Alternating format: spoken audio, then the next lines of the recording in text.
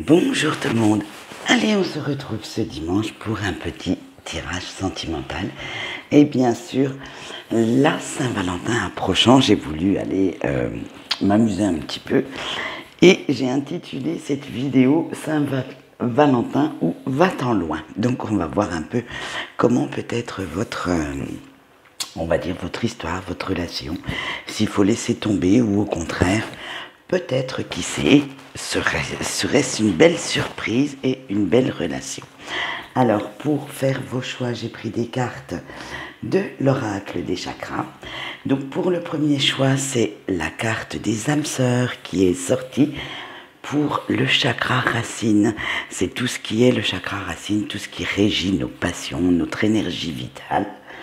Pour le choix 2, c'est la carte des masques, des façades, et c'est le chakra du plexus solaire.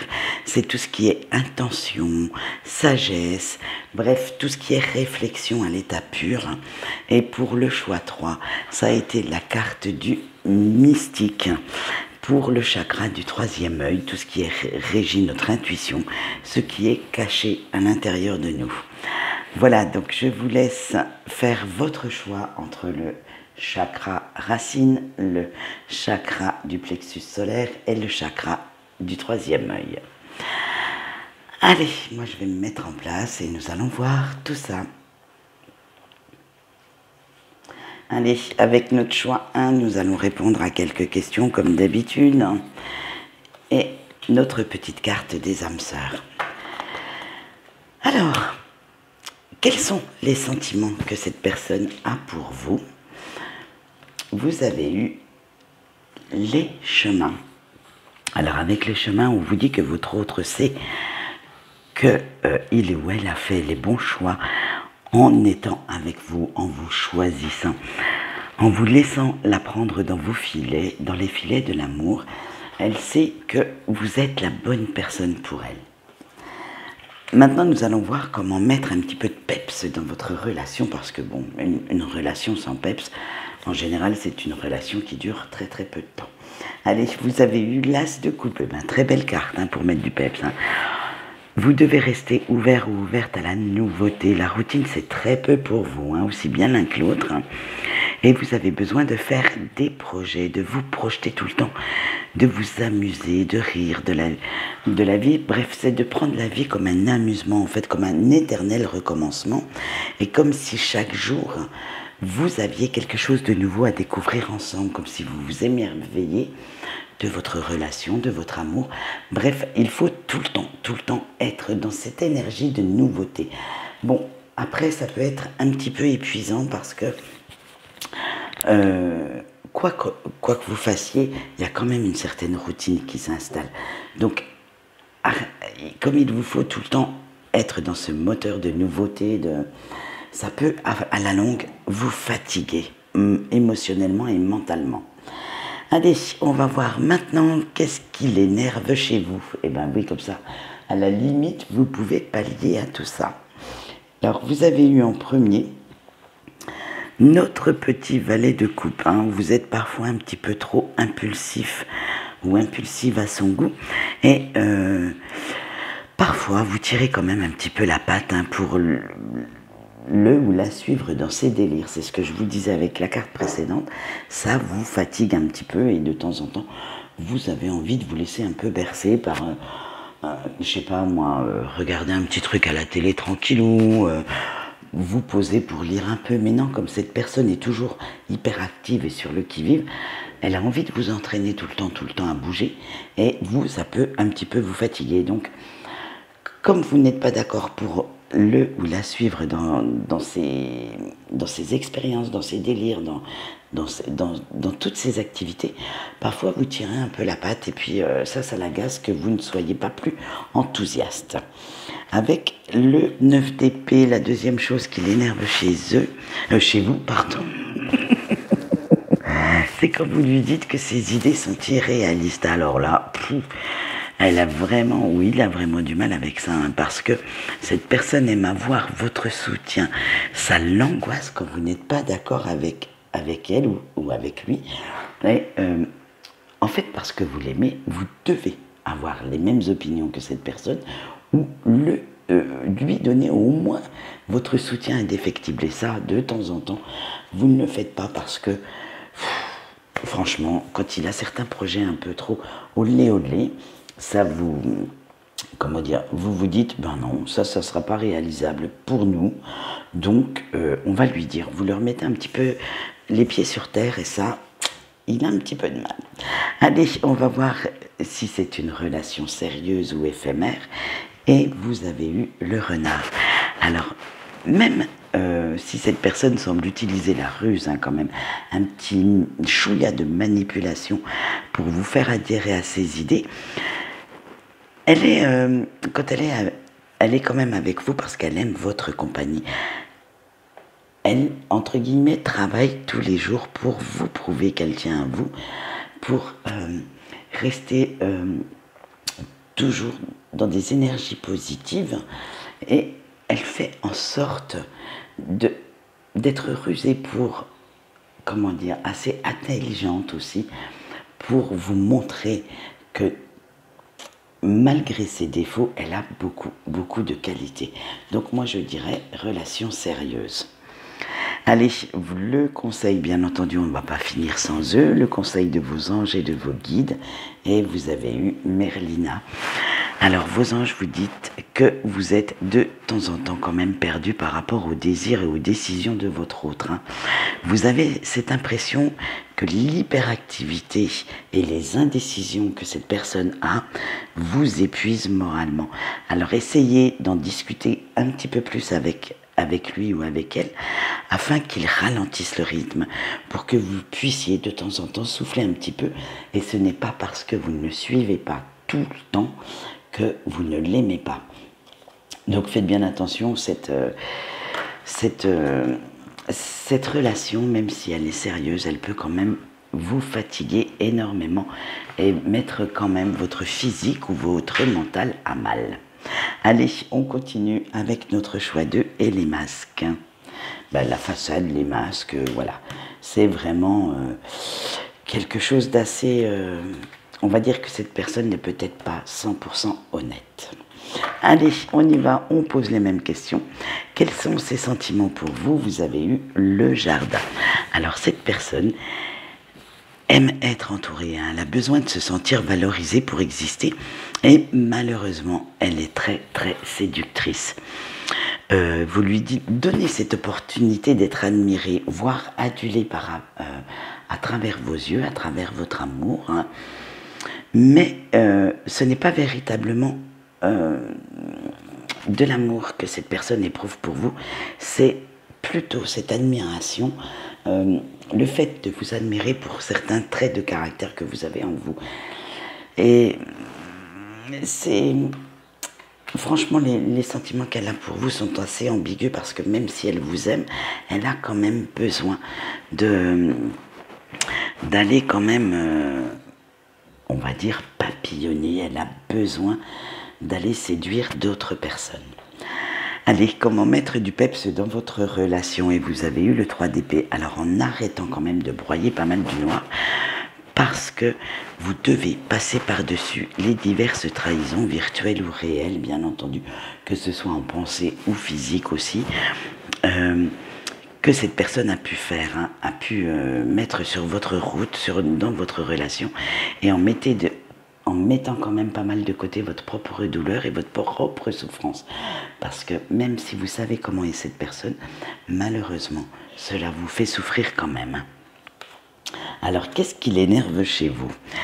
Nous allons voir, et là, nous n'avons eu qu'une carte qu'à sauter, alors que dans les autres choix, il y en a eu 2. Donc, j'avais gardé les 2, mais pour vous, malheureusement, une seule carte à sauter.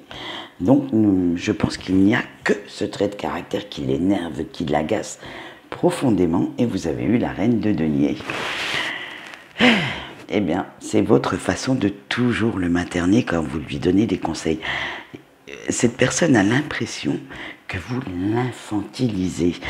Vous ne lui laissez pas assez d'espace pour se réaliser, en fait, pour prendre sa place dans ce couple. Parce que vous devancez tout le temps ses désirs, Donc, de ce fait, comme vous êtes toujours en train de savoir ce dont il a besoin, ou elle a besoin, d'être toujours aux petits soins, du coup, vous l'étouffez. Il va falloir quand même pallier à ça parce que pour la personne qui partage votre vie, c'est très très lourd à porter. Allez, on va voir, est-ce que c'est une relation sérieuse ou éphémère, et vous avez eu la tour. Alors, pourtant, malgré ce tirage un petit peu en mi-teinte, on va dire, et malgré les apparences, vous êtes quand même un couple très solide où règne la stabilité, la sécurité. Hein. Vous vous soutenez quand même mutuellement, et quand vous avez des obstacles à traverser, vous savez que vous pouvez compter l'un sur l'autre. Moi, je dirais relation sérieuse, mais à condition, cette relation vous ira, mais à condition de faire très très attention. Déjà à ce côté maternel que vous avez, c'est peut-être inconsciemment, hein, vous croyez qu'en satisfaisant tous ces désirs, en fait, vous allez garder cette personne alors que c'est le contraire. Laissez-lui prendre la place dans votre couple, et c'est vrai que ce petit côté séducteur fait aussi le fait que comme vous l'infantilisez, il se sent pris au piège, donc il va voir, ou elle va voir, si elle peut séduire quelqu'un d'autre, alors que ce soit juste des paroles, hein, ou juste un petit flirt, mais simplement pour se sentir exister. Donc laissez-lui quand même la place dans votre couple. Allez, on va voir tout de suite le conseil des anges et de vos guides. Et vous avez eu Bridget. Alors Bridget, elle vous dit, faites attention à ce que cette relation ne devienne pas toxique, que par amour vous ne vous laissiez pas prendre, que vous ne laissiez pas prendre à cette personne l'ascendant sur vous. Quand cette personne dit ou fait quelque chose qui ne vous plaît pas, vous devez lui dire pour éviter d'entrer dans des schémas de déception ou de trahison. En fait, voilà, vous êtes tellement focalisé sur le bien-être de votre autre que vous n'osez rien lui dire.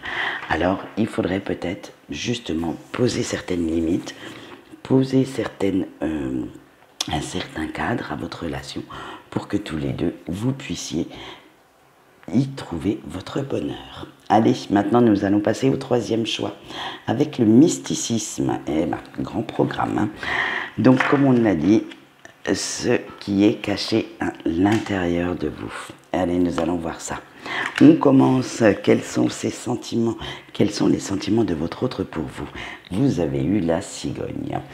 Ah ben alors, ils sont très changeants. Hein. Une fois je t'aime, une fois je veux être vers toi, et une fois le lendemain c'est moi je te fuis, je suis pris au piège, je me taille très loin. Vous ne savez jamais sur quel pied danser avec cette personne, ni quelle attitude adopter. Cette personne est quand même pas mal immature, hein, elle papillonne aussi, et n'a certainement pas envie de se poser, du moins pas dans l'immédiat. Elle a besoin en fait de ce changement pour justement souffler, prendre conscience que l'amour existe. Bref, elle n'a encore pas trouvé en fait ce qu'il lui fallait vraiment, réellement, et vous, ça peut vous mettre beaucoup de souffrance dans cette relation. Allez, comment mettre du peps dans votre relation? Et vous avez eu le monde. Alors, vous devez éviter d'être un petit peu dans l'attente de ses humeurs. En fait, vous devez faire comme si cela vous était égal complètement et l'accepter comme ça, avec ses doutes, ses peurs. Vous devez rester toujours dans l'amour inconditionnel, quoi qu'il arrive, et surtout, surtout, préserver votre innocence, préserver ce côté grain de folie qui fait de vous une personne unique. Et quoi qu'il arrive, vous ne devez surtout pas montrer votre peine, au risque de faire culpabiliser cette personne et au risque qu'elle s'en aille. Allez, qu'est-ce qui l'énerve chez vous? Donc, comme ça, vous pouvez y pallier, hein, bien entendu. Nous avons eu en premier le pape. Et vous avez quand même un petit côté autoritaire et moralisateur. Hein. Quand vous avez quelque chose à dire, vous le dites, et souvent, vous ne prenez pas des pincettes pour le faire. Parce que vous savez que vous allez taper la limite, là où ça fait mal. Ce que vous avez à dire, en fait, c'est vraiment ce que vous ressentez. Et parfois, sans chercher trop vos mots, vous sortez ça comme ça. Et ça peut être assez blessant pour la personne en face. Allez, le deuxième trait de caractère qui l'énerve chez vous, avec nos traces de bâton, c'est que vous n'avez pas peur de sauter dans l'inconnu. Vous êtes en mal de nouvelles expériences, de nouveautés. Vous êtes un hyperactif ou une hyperactive de la vie, toujours sur le qui-vive, toujours en train de faire une nouvelle connerie, toujours en train de rigoler de tout. Bref, vous avez tellement envie de mordre la vie à pleines dents que cette personne a du mal à vous suivre et a surtout du mal à faire comme vous, en fait. Donc faites bien attention à ça. Si vous souhaitez continuer avec cette personne, de faire attention à ce qu'il puisse ou elle puisse vous suivre et adhérer en même temps, avoir les moyens de le faire. Allez, est-ce que c'est une relation sérieuse ou éphémère et vous avez eu le cercueil? Alors, moi je dirais, dans l'état actuel des choses, cette relation est ce que j'appellerais éphémère. Hein. Si vous souhaitez tous les deux la continuer, vous devez repartir sur d'autres bases, beaucoup plus solides, beaucoup plus sincères, beaucoup plus en tenant compte, en fait, des besoins et des envies de l'un et de l'autre. Ce n'est pas... en fait, on a l'impression que dans votre couple, il y a la personne avec qui vous partagez cette relation et vous. Mais vous ne faites pas réellement un couple. Vous avez chacun vos idées, vos envies, mais vous n'arrivez pas à vous projeter tous les deux, en fait. Allez, quel est le conseil des anges et de vos guides pour voir la suite de cette relation? Et vous avez eu Astara. On vous dit que vos anges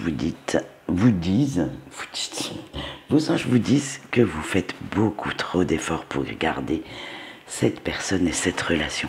Vous donnez beaucoup et recevez très très peu, ce qui crée beaucoup de déséquilibre en vous et dans votre histoire. C'est-à-dire que vous donnez, mais cette personne ne vous en donne pas autant. Donc, voilà, comme je vous ai dit précédemment, si vous souhaitez que cette relation prenne une autre tournure, il va falloir refixer les limites, refixer les bases. Allez, quant à moi, c'est tout pour aujourd'hui. Je vous souhaite une bonne journée et je vous dis au revoir.